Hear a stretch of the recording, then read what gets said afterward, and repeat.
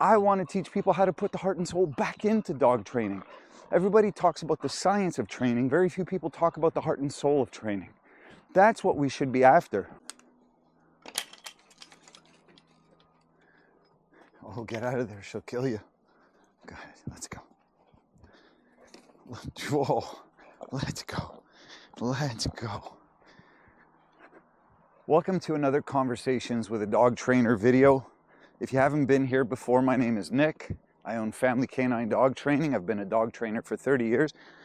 This is my bulldog Hooligan, and he is primed to play. And I want to talk to you today about play. I want to talk to you today about the single most important thing you can focus on with your dog, and that's building your relationship. If your dog trainer, or if your goal as a dog owner is simply to train the dog, to get your dog to do stuff, that's great. I do that all day long.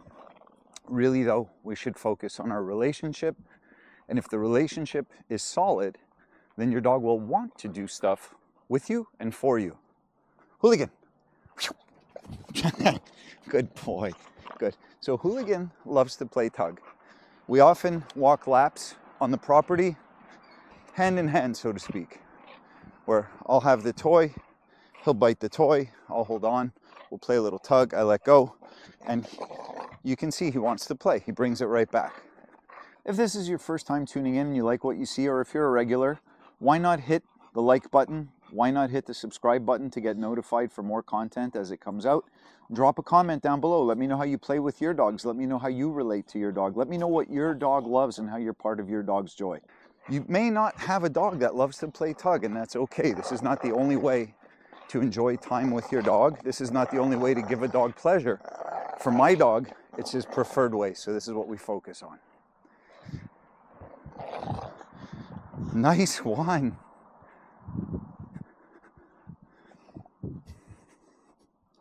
Now, part of our game is me pretending I'm going to steal from him. I'm going to fight with him.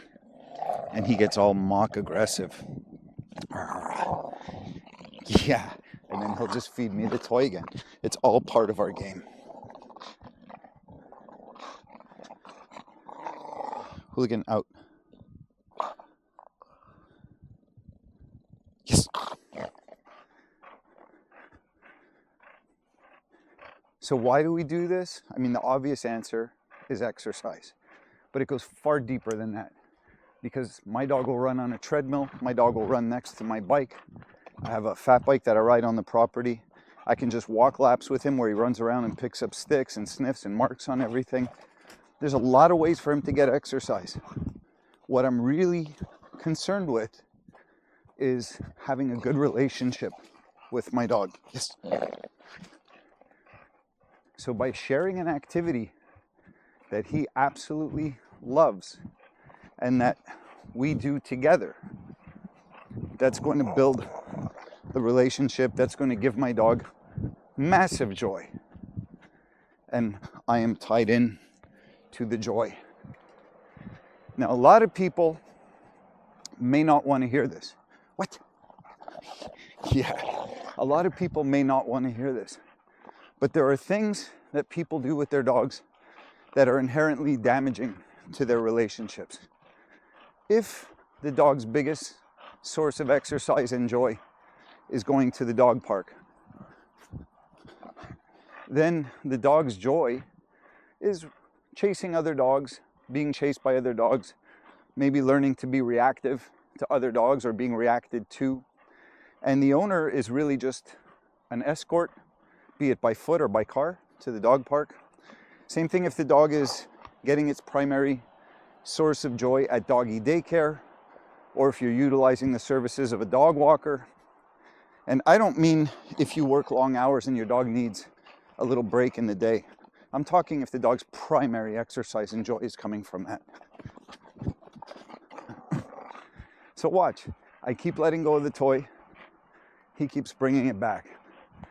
Now, I didn't always live in the country with a lot of property, because this certainly facilitates what I'm telling you to do. And you might live in the heart of the city in a little apartment or a condo. I've been there too. I've lived in downtown Montreal in an apartment that was so small I had to step outside to think, but bump. And I still, what? And I still managed to do this kind of stuff with my dogs. And I had very intense dogs. In fact, this guy is nice. Can I have my finger back? What? Let's go. Good boy. It's getting quite hot and humid already. So this guy's a watered down version of what my dogs used to be, if you can imagine. I've had Malinois and Dutch Shepherds. I had a Malinois that was turfed from a SWAT team.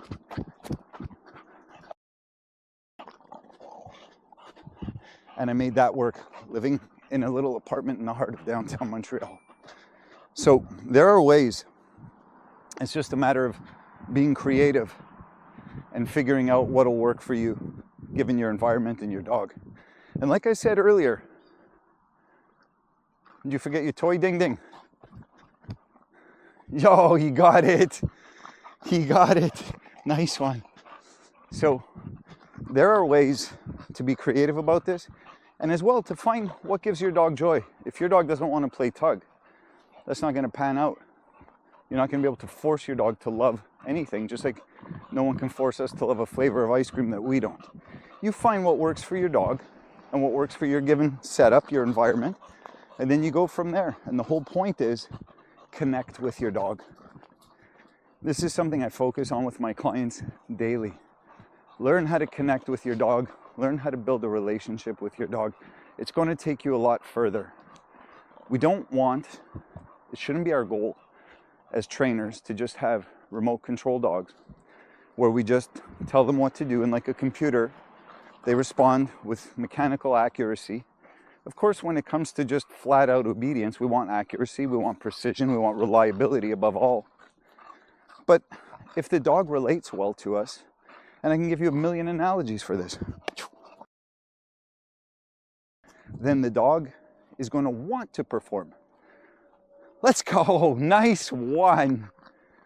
Nice buddy boy. Oh. So think of going to work. And if you have a boss that you like working for, and the work environment is fun, and you're well compensated, and you're doing something you actually enjoy. You know, people put up these posts, hashtag dream job or whatever. Where's that toy? I'm going to get it. Oh, I'm going to get it. Nice. So if that's the work culture where you enjoy, what?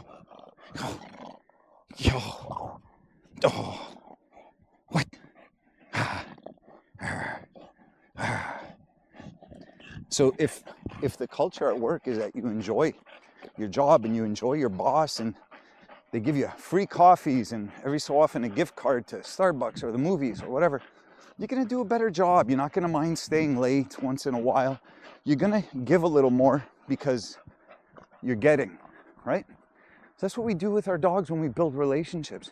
Whereas when you farm out the dog, when you farm out the activity, you're farming out the heart and soul of your relationship, and therefore the heart and soul of your dog training. I want to teach people how to put the heart and soul back into dog training. Everybody talks about the science of training. Very few people talk about the heart and soul of training. That's what we should be after, where the dog wants to be with us.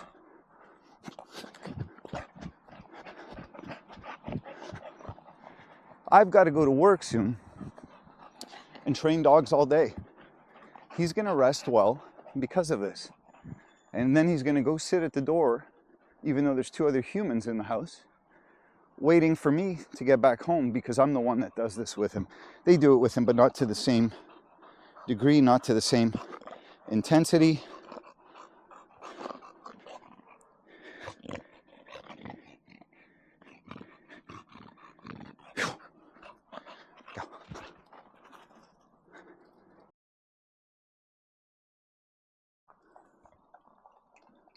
There's a million videos on social media about how to train your dog, about the science of training dogs. I put out those videos too. They're important. If you want to understand how to train dogs, you have to understand the mechanics of how it works. But if we want to really address the core issue, it's the relationship we have with our dogs.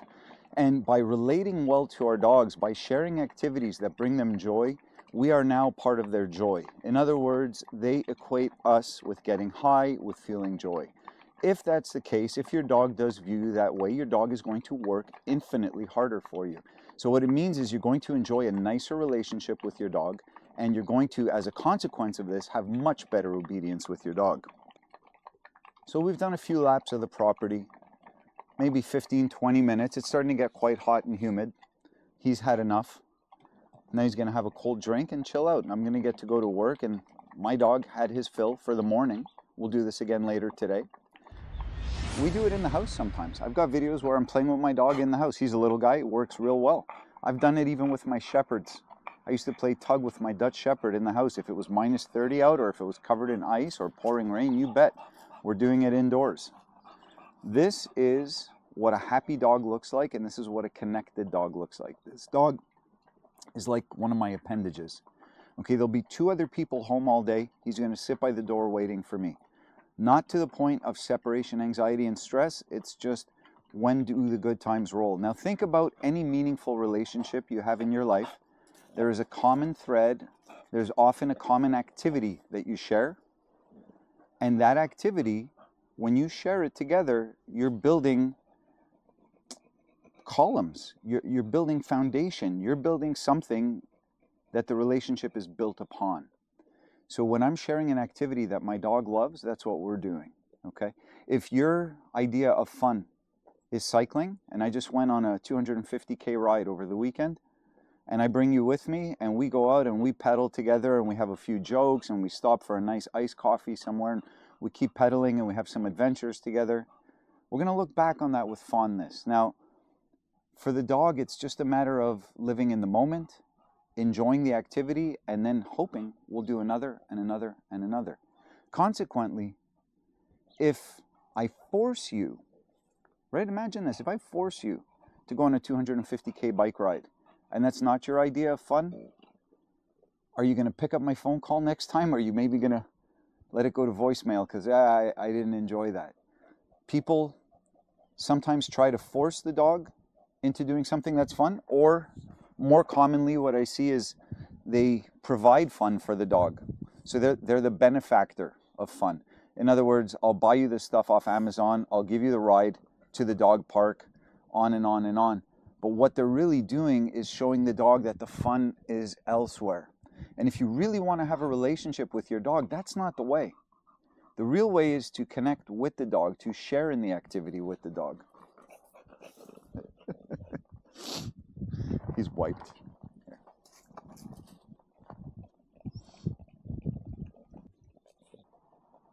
Hooligan's a dog that loves to play tug.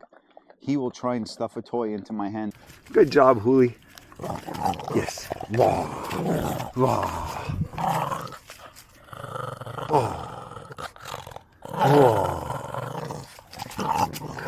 I've been working on this game with him since the day I brought him home. Literally the day I brought him home at 8 weeks old.